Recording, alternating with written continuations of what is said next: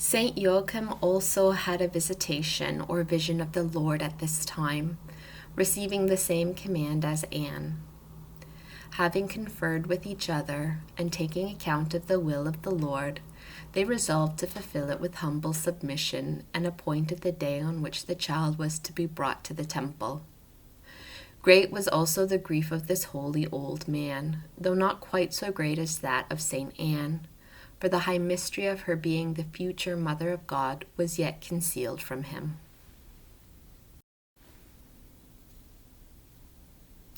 Instruction given me by the Queen of Heaven. My dearest daughter, keep in mind that all the living are born destined for death, but ignorant of the time allowed them. This they know for certain, however, that the term of life is short, that eternity is without end, and that in this life only they can harvest what will yield life or death eternal. In this dangerous pilgrimage of life, God has ordained that no one shall know for certain whether he is worthy of his love or hate.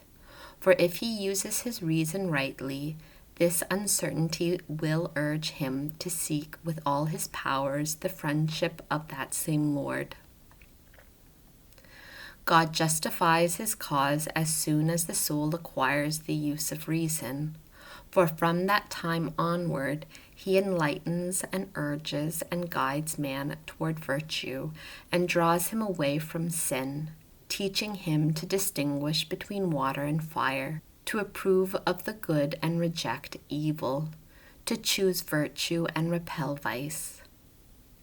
Moreover, God calls and rouses the soul by his holy inspirations and continual promptings, provides the help of the sacraments, doctrines, and commandments, urges man onward through his angels, preachers, confessors, ministers, and teachers by special tribulations and favors, by the example of strangers, by trials, deaths, and other happenings and dispositions of his providence. He disposes the things of life so as to draw toward him all men, for he wishes all to be saved. Thus he places at the disposal of the creature a vast field of benevolent help and assistance, which it can and should use for its own advancement. Opposing all this are the tendencies of the inferior and sensitive nature, infected with the foment of sin, tending toward sensible objects, and by the lower appetites and repugnances, disturbing the reason and enthralling the will in the false liberty of ungoverned desires. The demon also, by his fascinations and his deceitful and iniquitous suggestions, obscures the interior light and hides the deathly poison beneath the pleasant exterior. But the Most High does not immediately forsake his creatures. He renews his mercy and his assistance, recalling them again and again, and if they respond to his first call, he adds others according to his equity, increasing and multiplying them in proportion as the soul corresponds. As a reward of the victory which the soul wins over itself, the force of his passions and concupiscences is diminished. The spirit is made free to soar higher and rise above its own inclinations and above the demons.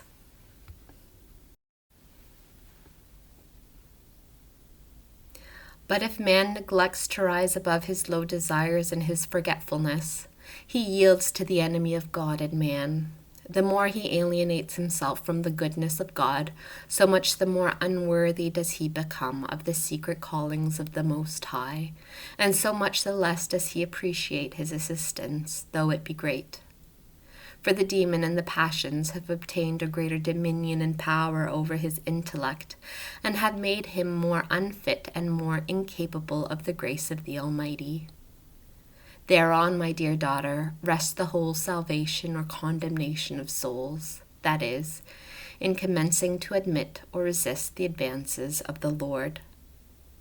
I desire thee not to forget this doctrine, so that thou mayest respond to the many calls which thou receivest of the Most High. See thou be strong in resisting his enemies, and punctually solicitous in fulfilling the pleasure of thy Lord. For thereby thou wilt gratify him, and attend to the commands made known to thee by divine light. I loved my parents dearly, and the tender words of my mother wounded my heart.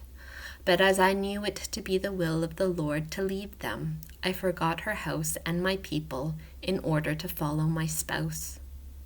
The proper education and instruction of children will do much toward making them more free and habituated to the practice of virtue, since thus they will be accustomed to follow the sure and safe guiding star of reason from its first dawn.